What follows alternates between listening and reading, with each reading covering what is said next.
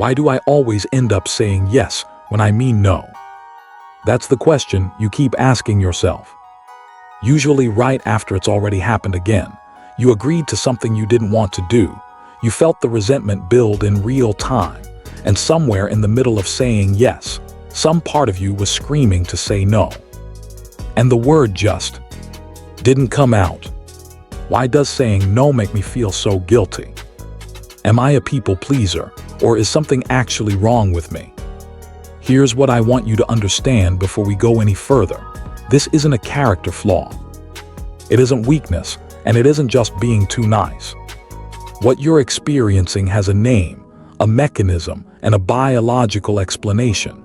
And once you actually understand how it works, you get something most people never get: the ability to interrupt it. Let's begin. Most people know the classic trio: fight, flight, freeze. 3 automatic survival responses your nervous system reaches for when it detects danger.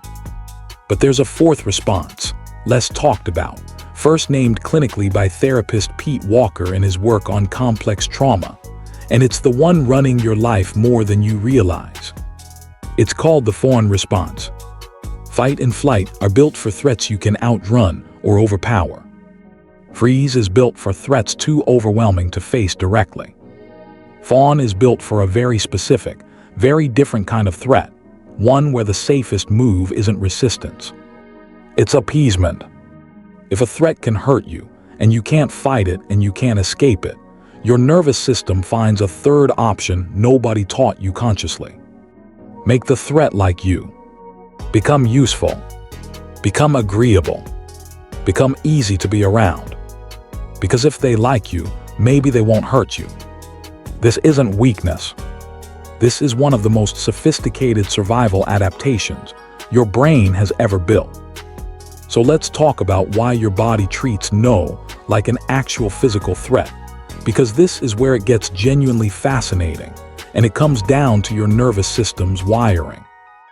Neuroscientist Stephen Porges developed what's known as Polyvagal Theory, which maps out how your autonomic nervous system constantly, unconsciously scans the environment for safety or danger, a process he calls neuroception. It happens below conscious thought, faster than you can reason your way through it. According to this model, your nervous system has different operating states. There's a calm, socially engaged state, where you feel safe enough to connect, disagree, negotiate, be yourself. And there are threat states, including one tied closely to the fawn response, where your system essentially borrows the energy of connection and redirects it entirely toward placating whatever feels dangerous. This is why saying no to a boss who has never once punished you for pushback can still trigger the exact same tight chest, the same racing heart, the same instinct to immediately backtrack and over-explain, as saying no to whatever originally taught your body this rule. Your nervous system isn't accurately assessing the actual person standing in front of you right now. It's pattern matching to something much older and reacting to that instead.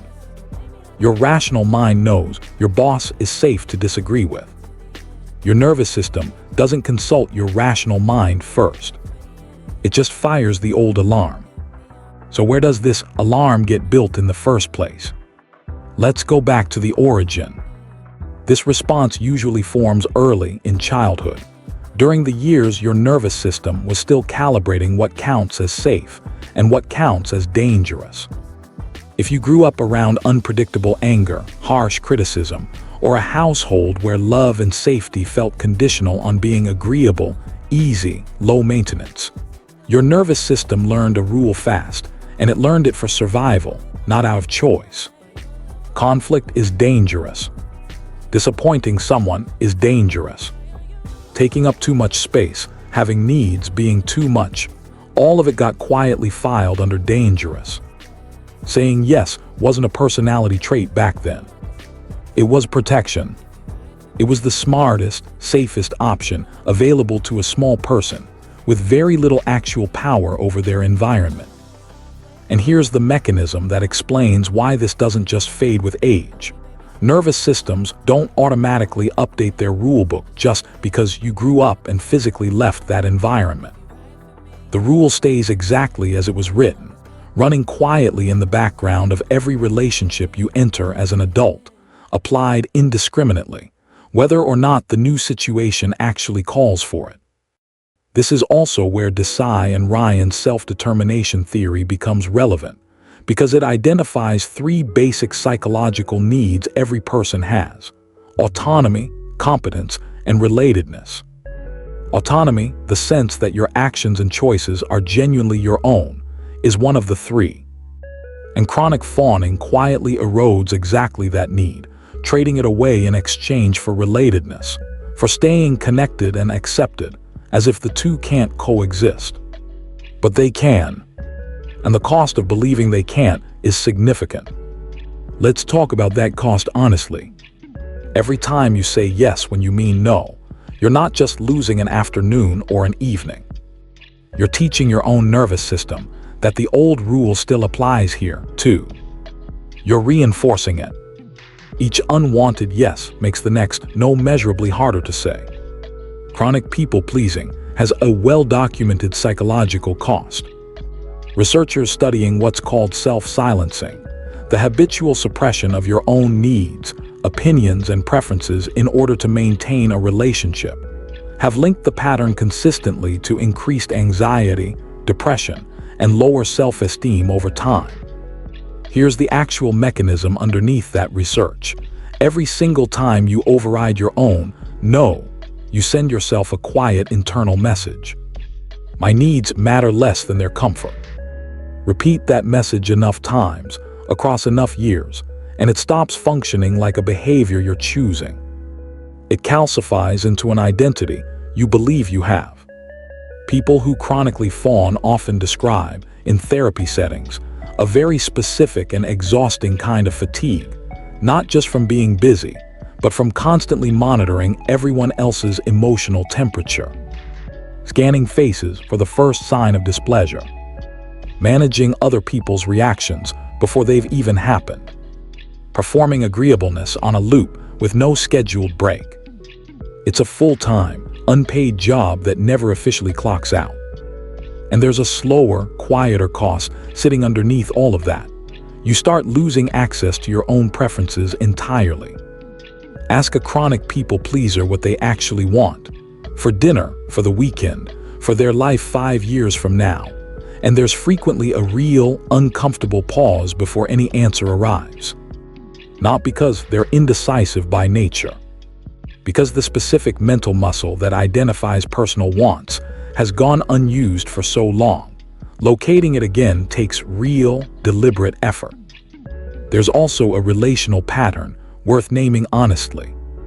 Relationships built on constant yes tend to become imbalanced in a specific, predictable direction. The people around a chronic people pleaser learn, often without consciously meaning to, that this particular person doesn't enforce boundaries. And people pleasers frequently end up disproportionately surrounded by people who take, simply because they were never given a reason to expect anything else. This isn't about those people being villains, and it's important not to turn this into a story about being victimized by bad actors. It's about incentives. If saying yes always works, why would anyone ever stop asking? So let's talk about what actually breaks this cycle, because I want to be honest with you about what doesn't work first. Reassurance won't fix it. Someone telling you it's okay to say no doesn't touch the nervous system response underneath it. Willpower won't fix it either. You cannot logic your way out of an automatic survival reflex, any more than you can talk yourself out of flinching at a sudden loud noise. Here's the clinical reframe in 2 parts. First, boundaries are not rejection. This is the belief sitting underneath almost every fawn response, and it's false. A boundary is not, I don't like you. A boundary is here is where I end and you begin. Healthy relationships, the kind actually built on mutual respect rather than one person's constant compliance, don't collapse when a boundary shows up. They adjust to it, sometimes with mild friction, and then they stabilize. The relationships that do collapse the instant you say no were relying on your compliance to survive in the first place. And that tells you something important and clarifying about what they actually were. Second, discomfort is not danger. When you say no and feel that familiar tight chest, that urge to over-explain and apologize 5 separate times, that's your nervous system running an old alarm, not accurately detecting a real, present threat. And this distinction matters enormously for what you do next. The goal isn't to eliminate the discomfort before you act. Waiting for the fear to disappear first means you'll be waiting indefinitely, because the fear only recalibrates through new evidence, not through reassurance. The actual goal is to act while the discomfort is still present, and let your nervous system slowly gather proof, through repeated real experience, that saying no didn't lead to the disaster it was originally trained to expect. This is, functionally, exposure therapy for your boundaries. Small no's deliberately practiced survived and logged as evidence. Not one dramatic, all-or-nothing confrontation. Small, consistent proof that safety doesn't actually require constant agreement.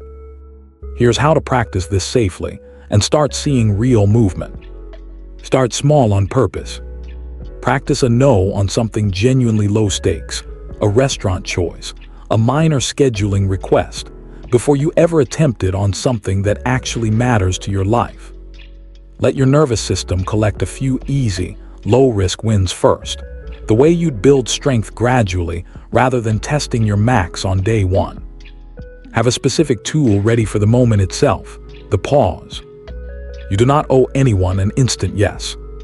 "Let me check and get back to you" is a complete sentence, and it does something quietly powerful. It interrupts the automatic fawn reflex just long enough for your actual preference to catch up with your mouth, instead of your mouth answering before you've even had the chance to think. And notice over time, when your yes is genuinely autonomous, freely chosen, aligned with what you actually want versus when it's fawn-driven, a reflex firing to avoid a perceived threat.